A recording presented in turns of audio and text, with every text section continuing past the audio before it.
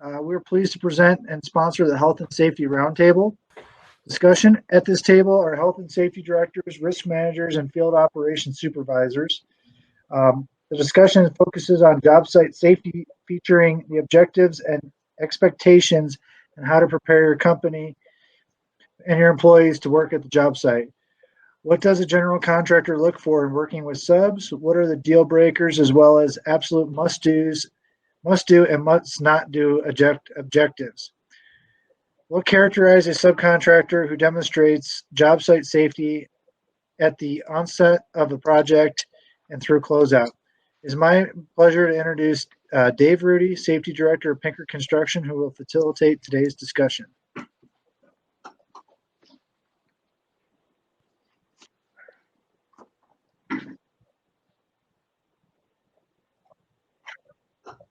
Very good. Thanks, Chris. Appreciate that. Appreciate the introduction. Welcome, everybody.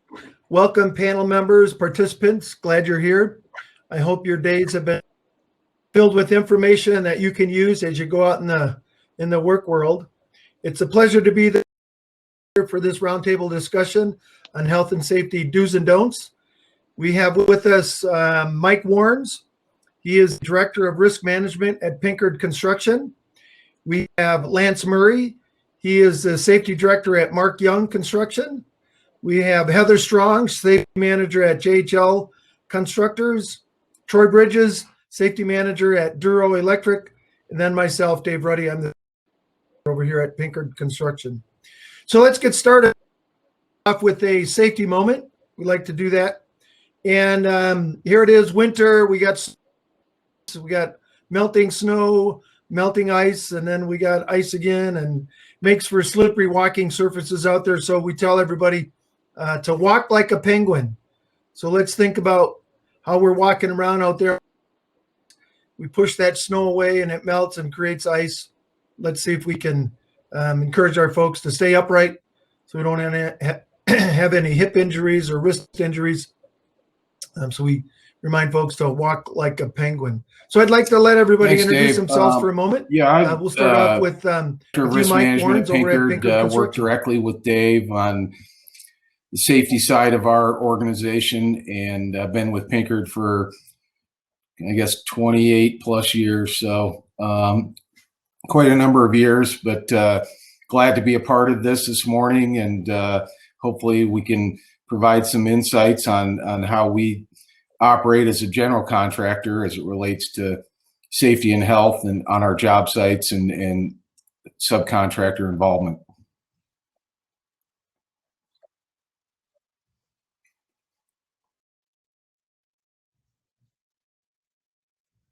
Great. Thanks, Mike. Let's go over to Heather.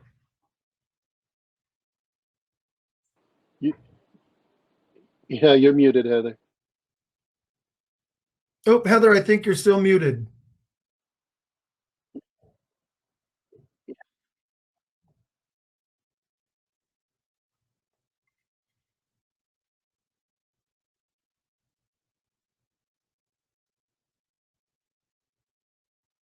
Well, Heather figures that out. Let's go over to Troy. Everybody.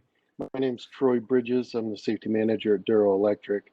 Known Dave for a long time. He invited me on this panel, so I'm excited to be a part of this. I've been doing safety over 20 years now in a lot of different roles and functions, worked a lot of different industries, a bulk of it in construction. Taught over at Red Rocks at the Osha Center over there. Did a lot of work with independent electrical contractors, ABC, and a lot of other associations. Used to present at this conference, a few years back when I worked for Pinnacle Assurance. So happy to see Deb again and all the folks over at ASAC. So hope you guys enjoy what we have to say, or what Dave has to say anyway. I'm not going to say anything, but yeah. Welcome, everybody.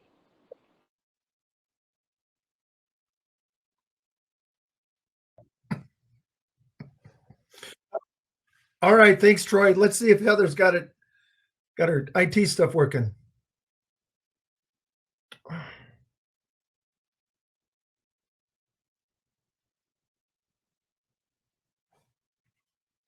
I don't think there's anything I can do.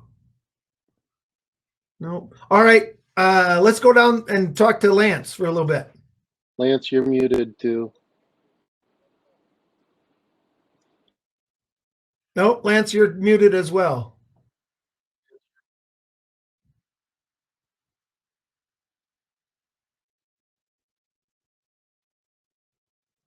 Huh. And I have no way to unmute you guys at all. I can't do anything. So Deb, if you're listening, maybe there's something you can help us with, because we've got two people that can't seem to speak. Okay, so again, my name is Dave Ruddy, Field Safety Manager over at Pinkard Construction. I've been with Pinkard for over 5 years, safety manager type roles. For the past 36 years, many of that was in the military with the United States Coast Guard.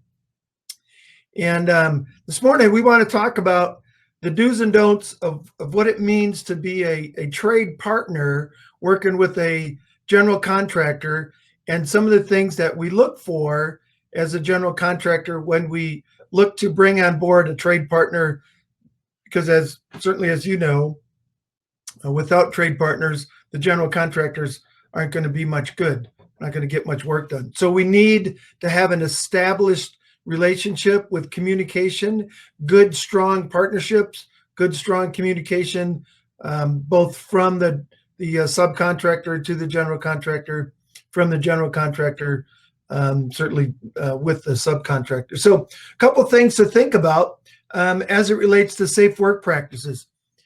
You must have a safety program in place. Certainly a safety program consists of a written document, or certainly online documents in this day and age.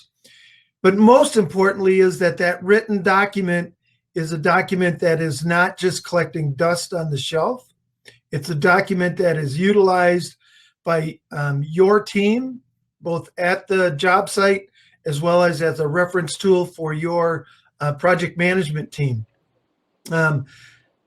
Troy, you got anything to add as far as safety plans, safety programs that you folks might offer up to a general contractor?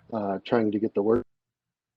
As you said, Dave, having a safety program is crucial, not just for the work, but it's just good general business practices. But some of the other things that we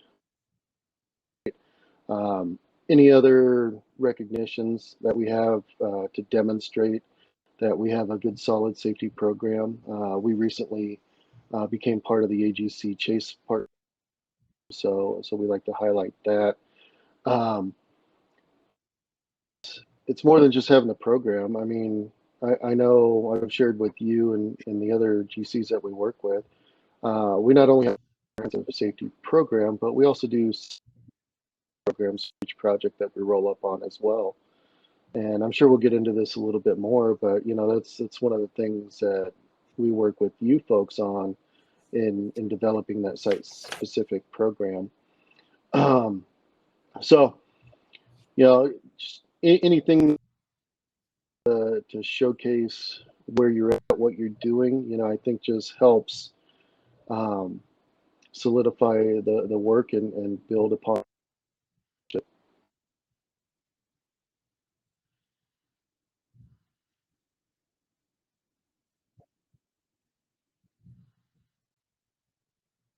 Yep, that is absolutely true. You guys do a good job of providing those documents to us. Heather, can you speak now? I wonder if we can hear you.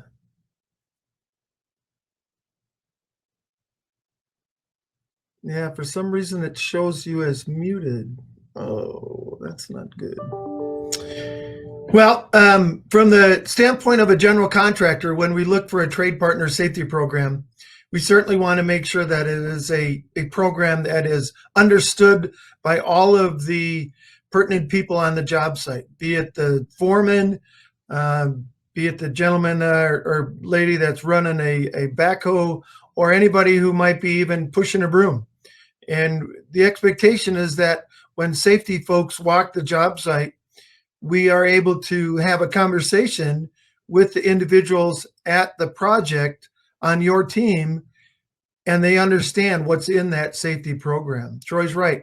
There has to be a site-specific safety program developed, and the expectation is that site-specific safety program will not just be a canned program, but it'll actually be a program that details how you're going to work safe on this particular project. From a risk management standpoint, Mike, well, Dave, why is a written safety program obviously, so important we're a big proponent compliance? of having specific safety plans by project sites for our subcontractors. And to me, that is just a method of getting people involved early with pre-planning their work on the project and understanding the inherent risks and issues that are specific to the project, so that, as you said, it's not a canned plan that came in from a job 5 years ago. We want forethought towards this job that we're tackling today together collectively, and I think that's key for subs to operate that way, and that's our expectation with our trade partners. And we do a lot with our pre-qualification because we want the best and the brightest subs working on Pinkard projects, and part of that is to understand who they are, how they operate, and whether it's from an insurance standpoint, how they supervision that they provide to projects, and kind of their philosophy and approach. And we like to align with trade partners that see it much the same as we do as the controlling contractor on a project site. And I think all that together, really is what makes for safe projects. And we want, we value, everybody on that project site and their health and safety, and we want them to go home at night injury free.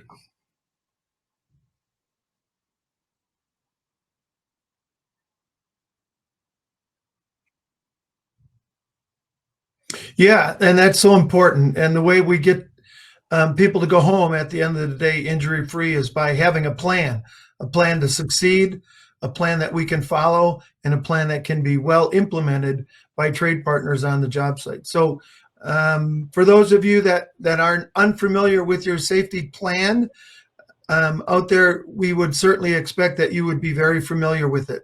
When a safety plan is submitted for review, there are times when I will review the safety plan from a particular trade partner, and it might mention a former project or a prior project that they were working on, which to me indicates that there may not have been much thought into putting together that plan for a particular job that we might be inviting them to bid on.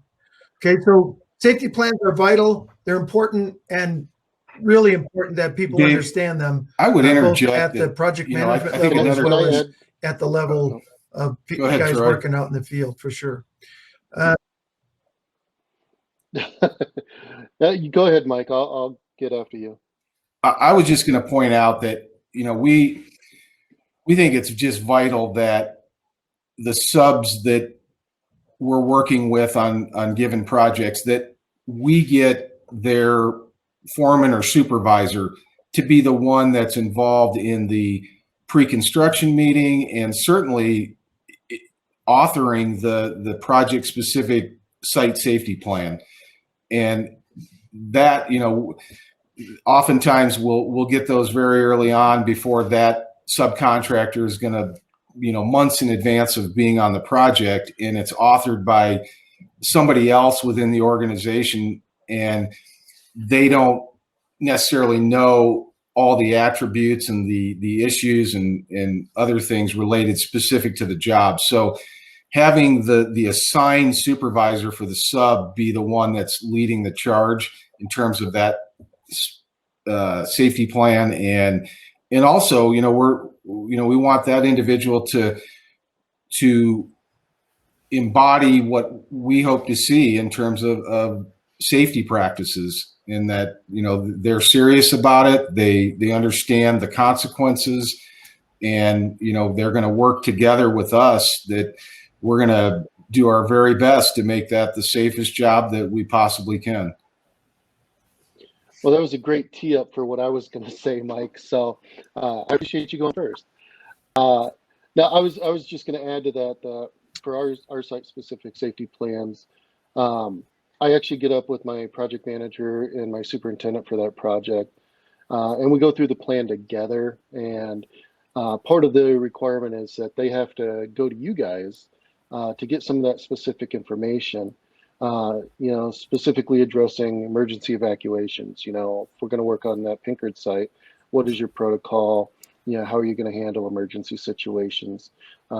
Is there designated smoking areas, or is the project non-smoking altogether? Do they have to go off-site?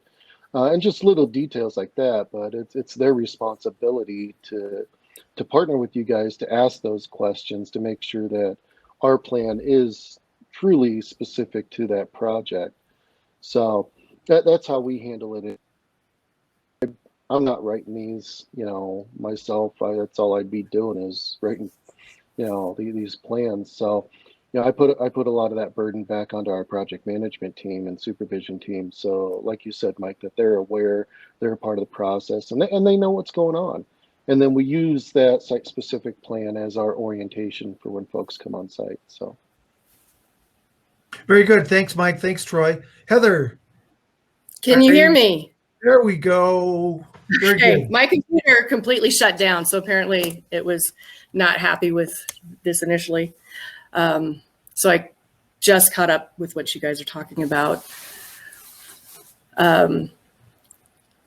Not quite prepared to answer. Were we talking about site-specific safety plans? No, just give us a quick moment of who you are, where you are, and how long you've been there, and then your take on the necessity to have safety programs, site-specific safety plans as well. Yeah. Okay, I'm Heather Strong. I've been with JHL for about 1.5 years. Prior to that, similar to Dave, I got a lot of safety experience with the military, with the Air Force, and have had safety as a big part of my role previous to that. As far as safety programs, one thing I do offer up is especially if we're using smaller trade partners, I don't have any issue helping give them a framework or template that will help them set it up, because it is frustrating when you ask for their HAZCOM program and they send you 1910, 1200 as their HAZCOM program. And then site-specific safety plan, I just created a template that our PEs, once the project, our PEs go and fill out. And then there's a section where they put specific issues with the sites. Some of our sites, you don't call 911, you've got to call a centralized number for an emergency. I did a walk this morning at a project we're doing at the Denver Rescue Mission. Obviously, that has very specific site safety. And I like to work with our trade partners on sites, especially like that, before we even get on site and do calls, just to set everybody's expectations and what they need to be telling their people before their people show up on site. Very good, Heather. Thanks, and we're glad we can hear you. How about you, Lance? A little bit of who you are and on your site safety plans.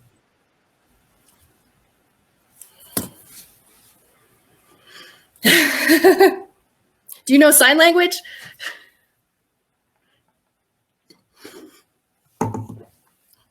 You may have to log off, Lance. Sorry, but it'd be good for you to hear some of the stuff possibly anyways. One of the other things that is vital is not only a safety program and site-specific safety plan, but is the training that is necessary to conduct the task that employees are doing. For example, if people are using ladders, yep, we all kind of maybe grew up climbing up a ladder at home, hanging Christmas lights, or trimming a tree, or painting our bedroom when we were kids and we wanted it all crazy colors, and our parents were like, yeah, you go paint it yourself, right? And you climb the ladder, and lo and behold, thankfully there were no crashes. So as simple as that, how to properly set up, how to properly inspect, how to properly use a ladder. Training is vital to a safe workplace. And then to be able to hold your team members accountable to properly utilizing that ladder or whatever tool they may be using. Troy, you want to talk a little bit about the training program that you may have in place to ensure your guys, when they come to the job site, are working safe? Yeah, so we do a plethora of training, covering all sorts of topics. We utilize different modes and methods, especially now over the last year and a half. Obviously, a lot more virtual, a lot more online. But a combination of online and in person, and typically the training is specific to not just a task, but the role that they're in as well.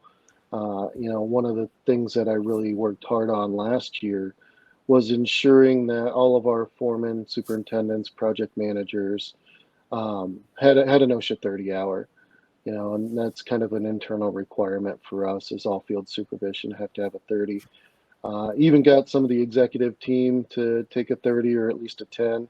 I've got our 2 HR people taking a 10-hour class right now. Our president's gone through a 10-hour. Our vice president's got his 30-hour. Just making sure that people at least have the basics. We're lucky enough in their first year of schooling get a 10-hour. So that takes a little bit of the burden off of me, but we want to get to a point where everybody has a minimum of 10 and then field supervision has a 30. But it's more than that. A lot of what we do, a lot of the hazards we work with, obviously electrical safety, it was a big one, fall protection. Last year, I was involved with the trenching training grant program that they had at Red Rocks. So I did a handful of the trenching excavation training through that grant program that they had. I do want to say one thing, and I can't stress this enough, is just building and maintaining the relationship with your general contractor. As I introduced myself, I said Dave, Ruddy, and we've known each other for a long time. I mean, heck, we're probably going on 15, 18 years, knowing each other. We've known each other a while. But building that relationship is key. And when it comes to training or just job site safety in general, I am comfortable knowing that when Dave's on the job, if he sees an issue, he's going to coach and train my folks, and then vice versa. I'll coach and train his folks as needed as well. And we like to try and partner when we do bigger events. We like to participate in, Safety Month in June and Fall Safety Stand Down Week and Safe and Sound Week. And I might get a fall protection trailer demonstration out there or somebody else to come do some training. And, I'll invite Dave and his people and the other subcontractors that are on site too. So, I can't stress that enough. Just, that relationship is a big part of what we do. And the more you can build that up and be comfortable with that relationship, the better the job's going to go for everybody. Very good, Troy. Thanks for that. I appreciate it. And we have known each other for quite a number of years. Mike, as it relates to risk management and insurance and training, if people can't provide documentation that people are trained, is there some kind of liability that we may encounter on the job sites as it relates to insurance, and maybe even if there were to be an OSHA inspection, liability kind of things? Yeah, Dave, I mean, record keeping in terms of training programs and all of that, I think is very important, not only from a general contractor standpoint, but subs as well. And you get into a OSHA inspection and that moves to a citation situation, then, all that becomes vitally important to kind of build your defense and what you're trying to accomplish in terms of dealing with that citation. Another perspective, and I don't know specific to subcontractors, but there's a lot of scrutiny, and it's become more pronounced recently with insurers and our ability to renew policies and the due diligence that insurers and their underwriters are taking back towards us as the insured about specifics on our risk management program, safety program, training, all aspects. And the end result of all that, if you can demonstrate that you're on top of all of those areas, you're likely going to get, more economical premiums through your insurers. So it's important from a lot of different aspects to have comprehensive training, document it, and be able to demonstrate it to others. Very good, Mike. Appreciate that insight. Absolutely. Heather, anything to add as it relates to training and the necessity to conduct the training, document the training, and hold people accountable to the training that they have received? When we have like if there's going to be asbestos on site, either me or Renee, who's a new safety manager I hired, or a third party will do a site-wide asbestos training for everybody. As far as documentation, I mean, Dave, you can appreciate this. If you didn't document it, it didn't happen. So, getting that information up front, I'm really trying to work with pre-con and work with our project management team, similar to what Troy was talking about before, of getting them to get the information in so that we can get it reviewed before we have any boots on the ground. Very good. Yep, absolutely. It's so vital, so necessary.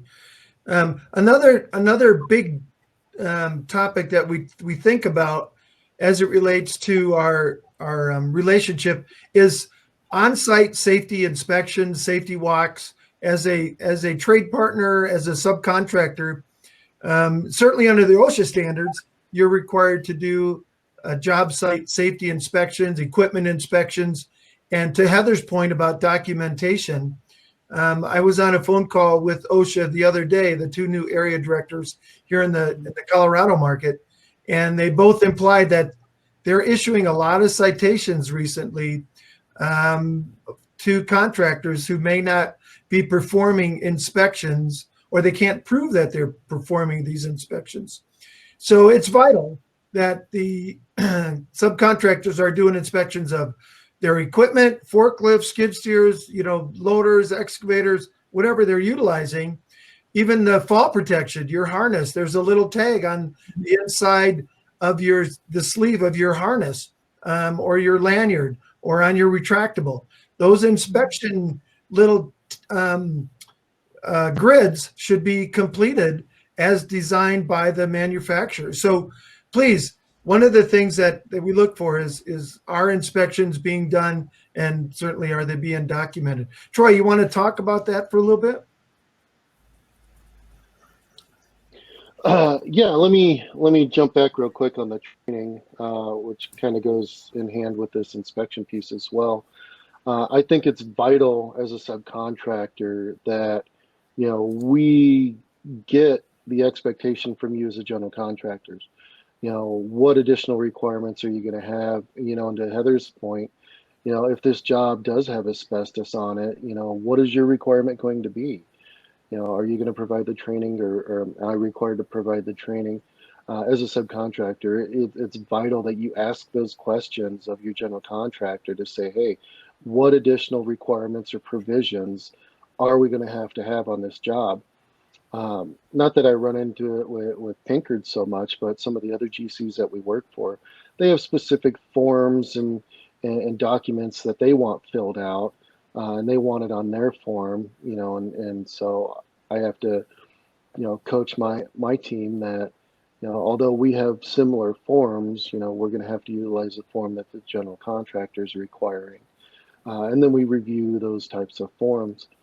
So same thing with inspections. I mean, we have our daily inspection reports for scissor lifts, boom lifts, forklifts, excavators, any other equipment that we might be using. And I coach our people that, we want to keep those inspection sheets on site with, if it's ours, or at least in the job folder, and make sure that it is accessible, so we're utilizing PlanGrid as one of our construction management software tools. And so they have their job folder that they upload all those documents to. That way, if there is an issue, whether it's an OSHA visit or a question from you folks, we can go to those job folders. We can grab that documentation that we need to reference. But I again, as a subcontractor, and you have to ask those questions. You can't just leave it up to the general contractor to notify you. I mean, things slip through the cracks. You're not always going to be told, so you got to take the initiative, and you've got to ask those questions. Very good, Troy. Appreciate that so much. Heather, as it relates to inspections and the expectations that you may have as a general contractor for your trade partners, can you talk a little bit about that? Yes, the beginning of last year, we implemented Procore, and we offer that to all of our trade partners. Anybody that's on the project can have access to it. And to Troy's point, we want proof that they're doing the inspection. We offer up our forms if they don't have them, but I prefer them to use their own because it shows that they're actually thinking about it. Now, if they don't have it and they're using ours, then I instruct my superintendents and foremen to make sure they're training in the field, what with our subs, what the intent of the form is, what information we're looking for. And slowly but surely, even our smaller trade partners are getting onto it. It's very easy to use on their phones, on their tablets. And my expectation is the same expectation of JHL. And a big thing with that is, I say this to my guys, and I say this to our trade partners. I'd rather have you call and ask me 1,000 questions on the front end than me coming in to clean up a mess on the back end. Yeah, that's so true. And to your point, Heather, about that, we can't stress that enough. There are times that safety professionals have maybe a bad reputation of being untouchable or unreachable. Yeah, right. We can just be very unfriendly type of people, and it's so much better for an individual to call us and for us to be able to answer a question that we probably answered, maybe 65 times in the past, on that project. And it's okay. Every now and then there's a question that comes up that we don't have the answer to, and we've got to do some research and find it. And that's to one of my bullet points here is communication. Communication between the general contractor and the subcontractor, the subcontractor's foreman, or the subcontractor project manager, whatever the case might be, is extremely important. We look at it certainly from a safety standpoint, just as important as project managers and superintendents look at it as completing the project in a timely manner with quality craftsmanship. The safety communication that has to go both ways is vital. To that point, we expect that there'll be somebody on the job site who is certainly trained in the complexities of the safety elements for their particular trade. If you're a window contractor, I'm not expecting you to have a competent person who's going to understand confined space entry.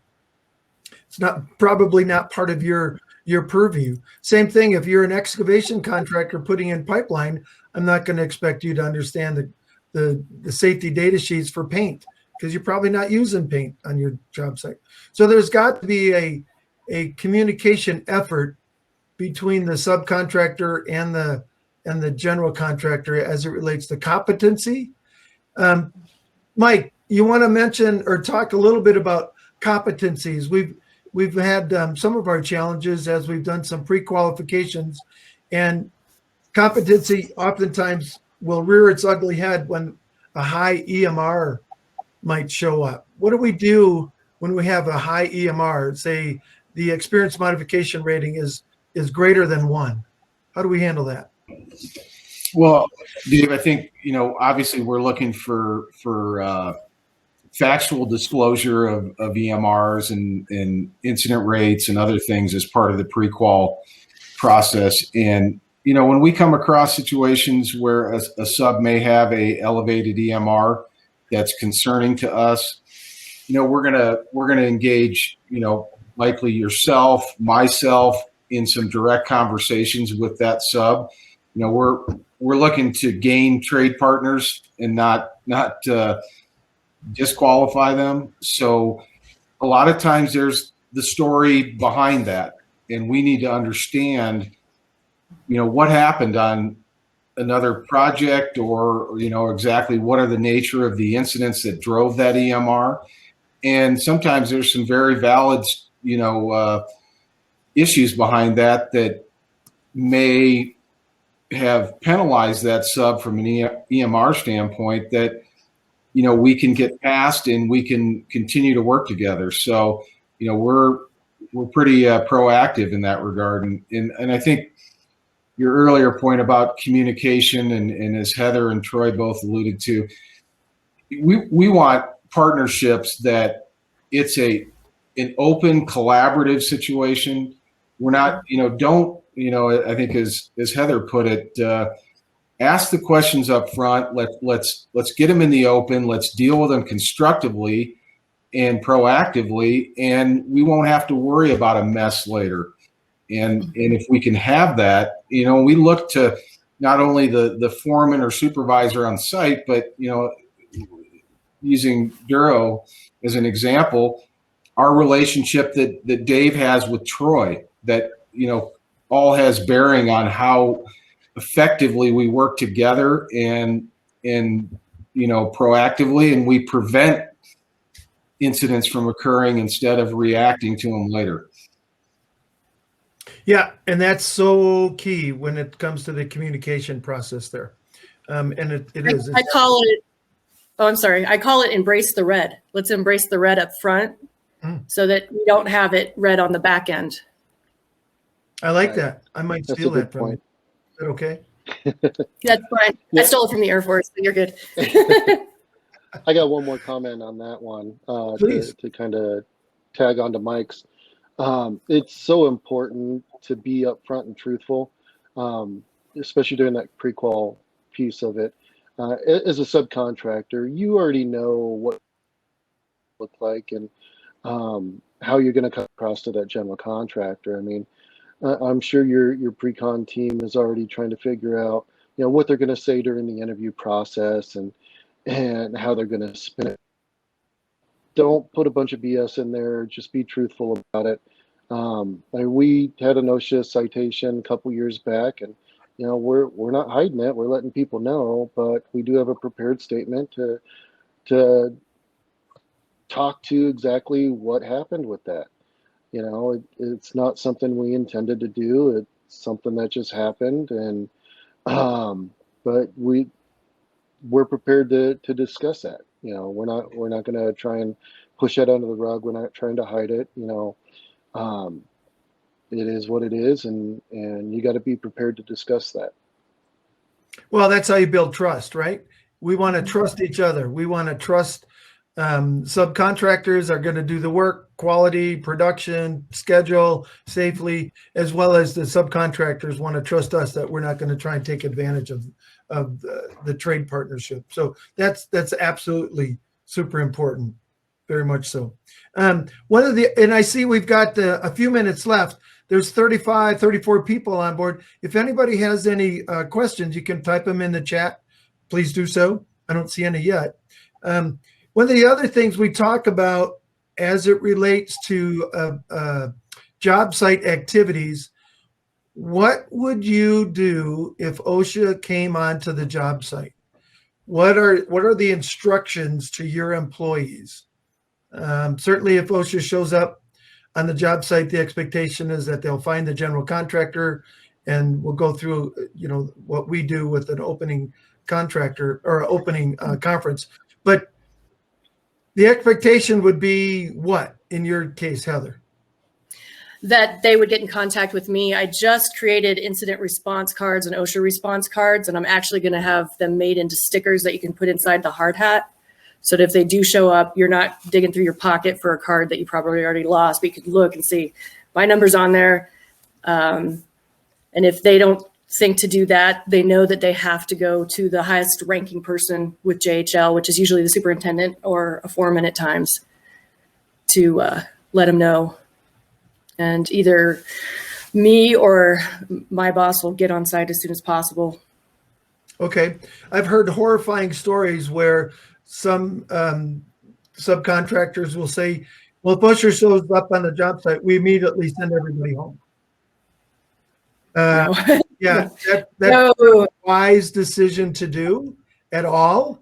If OSHA sees something like that occurring, they will come back, and they'll come back, and they'll keep coming back. And if you're going to keep shutting down the job or your specific task day after day after day after day, that's just going to get ugly. So the expectation, to Heather's point, is you notify the senior general contractor employee on the job site. Certainly you make sure your folks understand that this is not something where we all stop work and run off the job site, right? Troy, what do you think about that? You know, like I said, a couple years ago, we had a situation where OSHA did show up on the job, and following that incident and part of our remediation, I actually put together a custom video for us that kind of went through that process, explaining to everybody, you know, what do you do when OSHA comes on site? You know, what are our expectations? You know, and you know, one of the people, yeah, because I have this conversation when I walk the jobs too. Yeah, if OSHA's on site at 10 o'clock in the morning, you know, it's not lunchtime. It's not time to go home. You know, chances are they've probably already seen who's on site. So if you just stop what you're doing and leave, you know, that just sends the wrong message. And we're not that kind of contractor. You know, continue to do your work. Make sure people are notified that need to be notified, you know, so the project management team get up with the general contractor. And again, that's part of our, you know, site specific and our job startup, asking the questions again with you guys. You know, what is that expectation from your end? Who do we need to notify? You know, because I know a lot of the conversations typically go through the project manager for you. But if that's not the case, we need to take it up to the superintendent. We need to make a phone call to the safety person. Or in some cases, I've had it where, you know, the responsibility is to contact the executive team of that contractor, you know. But you got to ask those questions, and you got to know what that process is up front. And so, you know, you got to make sure that you're asking the questions and that you're having the conversation, so everybody does know, you know, what is expected of them. We just had a programmed inspection, not for us, but on one of our projects, where the general contractor invited OSHA onto their job site as part of their program that they were a part of. And it was kind of interesting. You know, I happened to be on site at the time, and you know, as my superintendent and I were walking the job, we noticed that the general contractor, some of their individuals, you know, weren't following the protocols and doing what they were supposed to do. You know, so again, it goes to that relationship and, you know, feeling comfortable with each other and building the trust. I mean, we had a conversation with the general contractor's employees, you know, letting them know that OSHA was on site. They were getting ready to walk the job, and kind of walk through what the expectation was. You know, and they were very appreciative following that OSHA visit. You know, they did make it a point to come and acknowledge the fact that we took the time to help address some issues that they had prior to that inspection. So. Very good. Thanks, Troy. Appreciate that. We are getting close. I did want to address one thing real quick, and attitude. The attitude of your employees on the job site when, say, a safety person tries to coach them into doing something a little bit differently than what they're doing it. Not to say they're doing it wrong, but there might be a more appropriate way to perform an action or a task. And if the attitude comes across from your employees of, well, who the heck are you and why are you telling me what to do? I don't even know who you are, and yada, yada, yada. And they start getting belligerent. That's just going to lead to a very, very, very difficult situation. In fact, it occurred the other day. I walked up to a loader, a loader operator. I got his attention, and I put my hands around my waist, like, you got your seatbelt on? And he opened up the door. He didn't have his seatbelt on. And he said, well, what I do inside the cab is my business, not your business. Right? So I said, well, on our jobs, you need to wear your seatbelt. That's part of the protocol. So I pulled his seatbelt out, and it was orange, indicating, you know, real simple to see as a safety person or as anybody walks the job site, you can see the seatbelt is on. So when a individual cops an attitude of bug off towards a safety professional, that just does not work well, nor does it work well if they cop an attitude with anybody on the job site. It's just not right. and we shouldn't be doing that kind of stuff. But when you do it with a safety professional, things can get a little bit dicey, if you will. Any comments on that, Heather? I'd like to add that your foreman, your leadership on site, whoever the most senior person is, it's really important that they show a mutual respect for the general contractor and the other trades so that their team is falling in line. I've had experiences where one trade partner, his team called me because he was refusing to adhere to some of our COVID stuff, and they were really worried. So in that regard, it's really important that every level of your organization really is living a culture of safety. And, we're all in this together. We all want to go home the same way we came, if not a little bit better. Right. I tell everybody we want to go home the same way we came in, maybe weighing a little bit less because you worked real hard and ordered your buns off, right? Yeah. Okay. Mm-hmm. So I see that we have reached our 10:45 time frame. I don't see any questions out there. Deb, if you're on board, maybe you have questions. I'm not sure.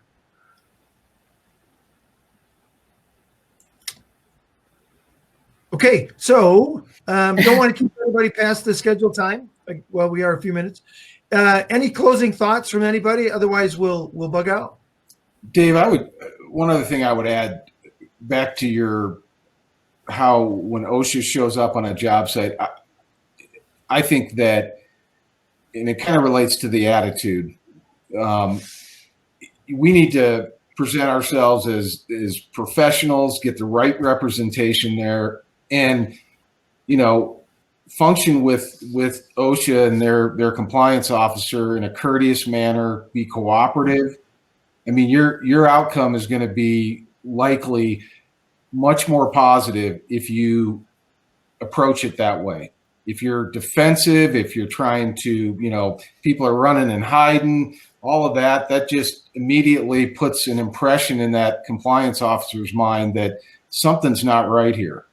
And they're gonna work harder to find what's not right, and it's gonna not be the outcome anybody wants. So, I think that same approach to this next discussion, that in terms of how attitude with whether it's subcontractor employees and you as safety professionals trying to educate them to do something in a different way that's maybe more appropriate. It's the same situation. We're all professionals. We need to act that way. And the outcomes in all cases are going to be better. Yes. Professional attitude will certainly create a more positive outcome, regardless of the discussion. You may or may not agree with it, but professionalism is absolutely necessary to create a more positive outcome. So, Mike, appreciate that. All right. Well, very good. I appreciate the panel. Thank you so much, Mike, Heather, and Troy, for being on board.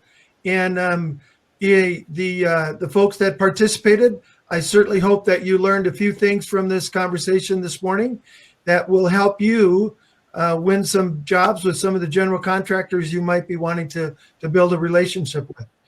So very good. Go out, have a great day, have a great weekend, and stay safe out there, folks. Appreciate your time. Thank you, Dave. Everybody. Thanks, everybody.